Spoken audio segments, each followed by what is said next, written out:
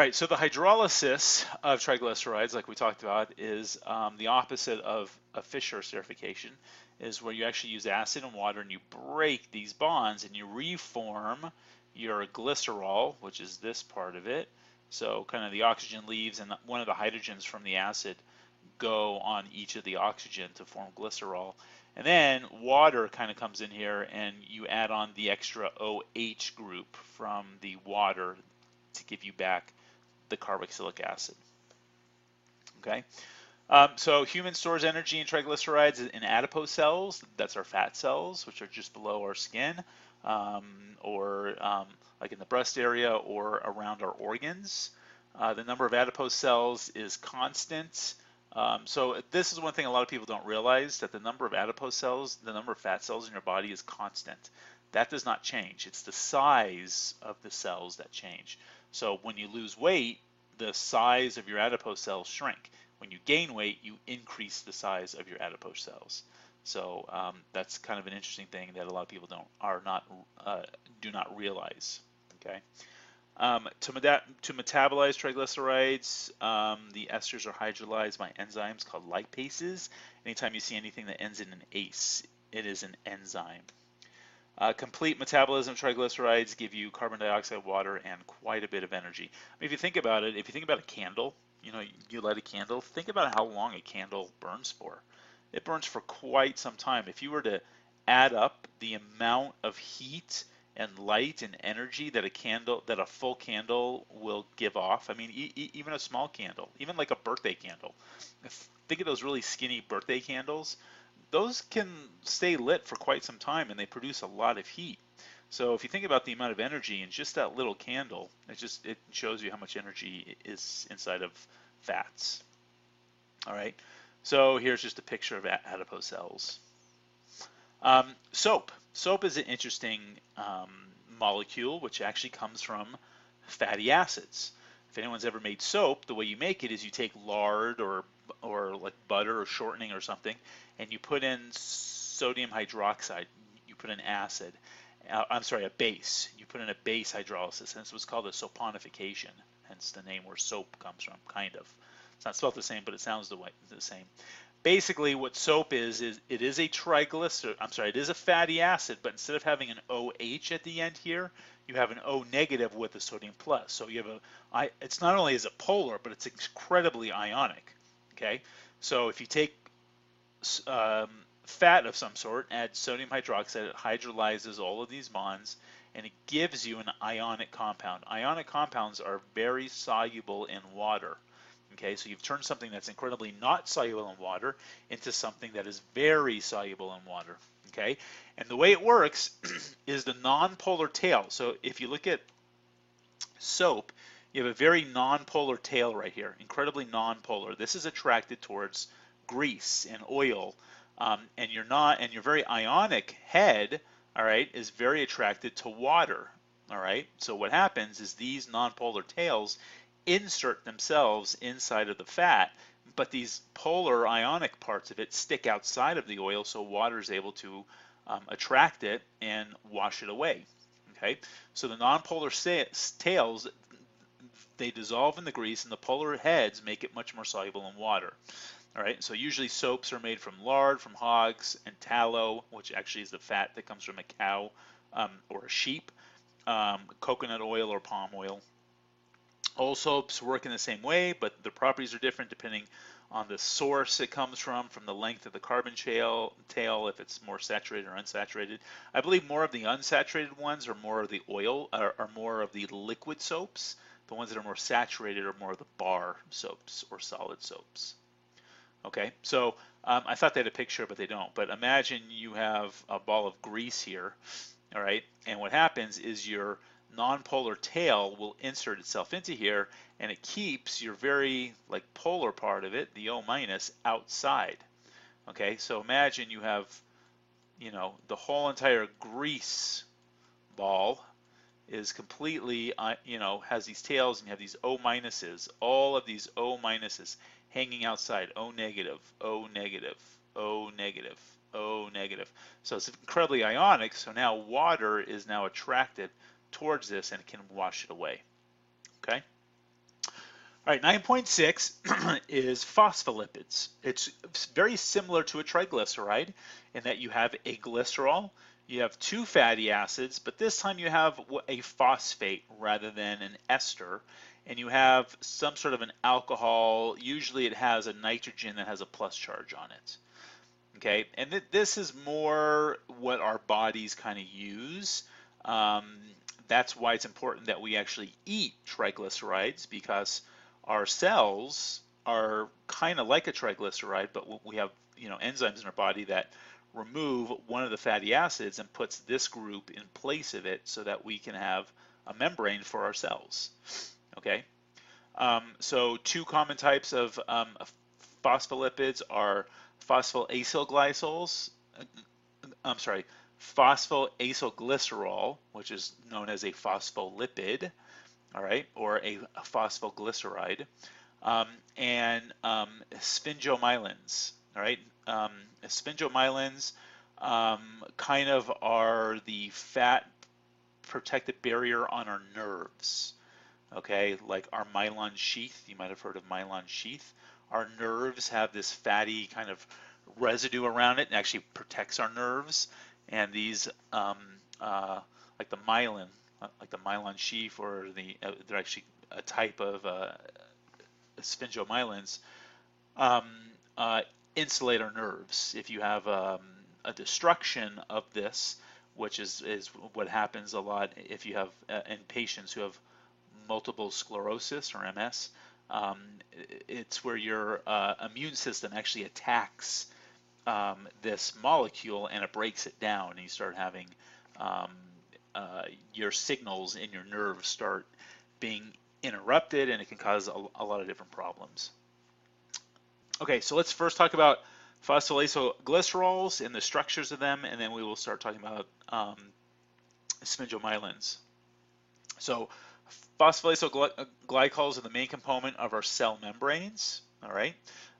Structurally, they resemble triglycerides with a little bit of a difference. You have a phosphoester, or what's called a diester, and it's bonded to an alcohol, which actually has an amine group on it, a nitrogen group on it. All right, so you can see here's an ester, but now you have what's called a phosphoester. It's called a phosphoester for obvious reasons. It looks like an ester, see an oxygen with kind of a double bond oxygen, but you have a phosphorus in place of it. So it's a phosphate group, phosphate.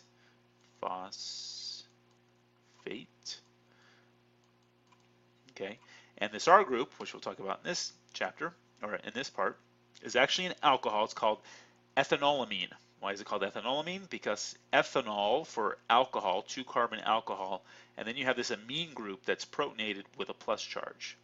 All right, cephalin is one of the most common types of these. The second one, which we see in here, is lecithin, all right, or lecithin.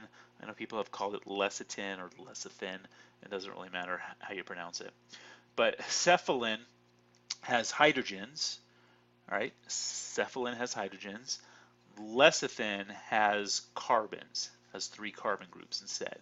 It's the same thing, okay, which actually comes from choline, all right.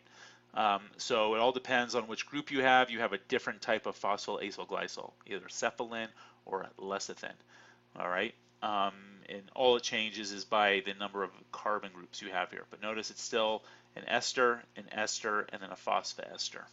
All right, and why this is important is because they kind of draw it like this to kind of give you more of a representation.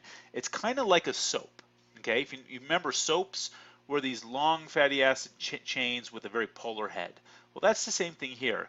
These two pieces are a very non-polar part of it. Well, this is incredibly polar. Okay, but in this case, rather than only having one like polarized tail, you have 2 non-polar tails, and then your nitrogen head is part of the phosphate group. So this is kind of where our phosphorus is, our third piece to it, and then our diesters. Okay, so here I kind of like how they show this. It kind of shows it in a better way, kind of showing you the very non-polar tail to it, and then the very polarized head to it. Okay, and basically what you form I guess they don't talk about it quite yet, but they will. Um, let's get into sphingomyelins. These are way different because they don't have a glycerol backbone. All right, they have what's called a sphingosine backbone. All right. So sphingomyelins do not contain an ester. Their single fatty acid is bonded to a backbone by an amide bond. So it's quite a bit different. You don't have an ester. Okay. I still have, that's probably, I still have a big carbon chain with an alcohol, but then this nitrogen is actually attached to a fatty acid. So that will become a fatty acid. You'll see in the next page here. So you have this piece to it, all right? So you have an unsaturated group with an alcohol, and then you have an amide bond rather than an ester bond, and then you have your phosphoester. Okay, and again, you either have the cephalin or the lecithin. Okay, so a little different, but yet it's still the same. These compounds, like I said, are part of our myelin sheath. It's the coating that surrounds our nerve cells. Okay, what's called the myelin sheath. So it protects the nerves. This is kind of showing you an example of a patient that has multiple sclerosis. This kind of gets all damaged. The way it works is that your immune system starts attacking all of the myelin in your body, and it exposes the nerve, and you have a signal from this nerve that's going into this nerve, and it shouldn't be, and it's causing a disruption. All right. Cell membrane. So here's where we're starting to get into a cell membrane. Obviously, the basic unit of living of an organism is a cell. The cell membrane surrounds the cytoplasm, which is the aqueous medium, plus all of the organelles inside. The cell membrane acts as a barrier to stop passage of ions and molecules in and out of the cell. The other job of the membrane is to allow nutrients and waste to come in and out. In this way, the cell membrane is selectively permeable. That means it just allows certain things in there. Phospholipids are the major component of the cell membrane. Hydrophobic polar heads kind of stick outside and inside, and then your nonpolar tails are kind of attracted to each other. So it forms what's called a bilayer. So the heads orient outside and inside the cell, and the tails are on the inside. So here kind of showing you kind of a cross view of it. You have, your polarized head. Again, in this case, since you have methyls, do you guys remember what the methyls were? Those were lecithin. If you have hydrogen, it's the cephalin. All right. And then you have your nonpolar tails. So your nonpolar tails are attracted to each other because these are completely nonpolar. And then this is the outside of the cell, and this would be the inside of the cell. All right. So here they kind of show you again a cross view, and then inside of this membrane, you got tons and tons of stuff. You have carbohydrates. That they're showing you cholesterol molecules. You also have your ions pass in and out.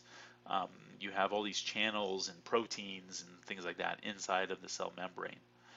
Okay, so proteins and cholesterol are embedded inside of the membrane. Peripheral proteins are embedded within the membrane and extend outward.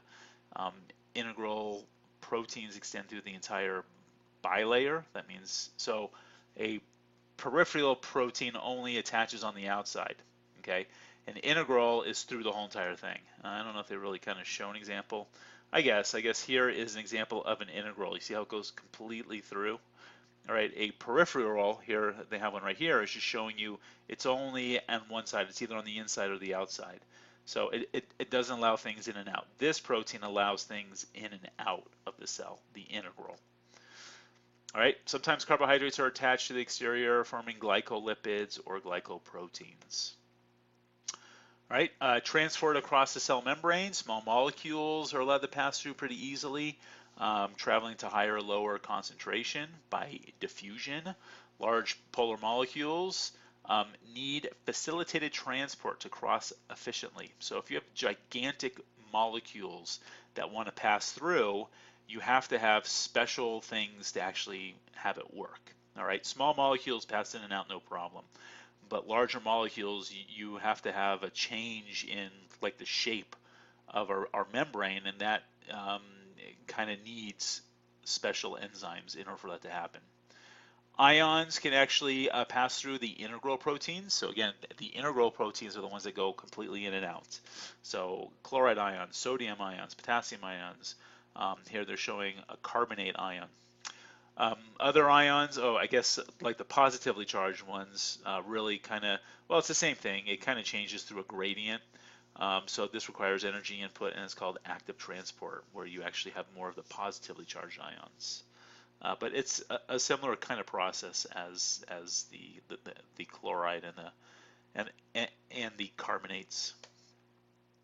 So here they're kind of showing you simple diffusion just based off of concentration. You don't really need an integral protein, all right? But if you have larger molecules, you definitely need an integral protein, all right? So it's just showing you all the different types.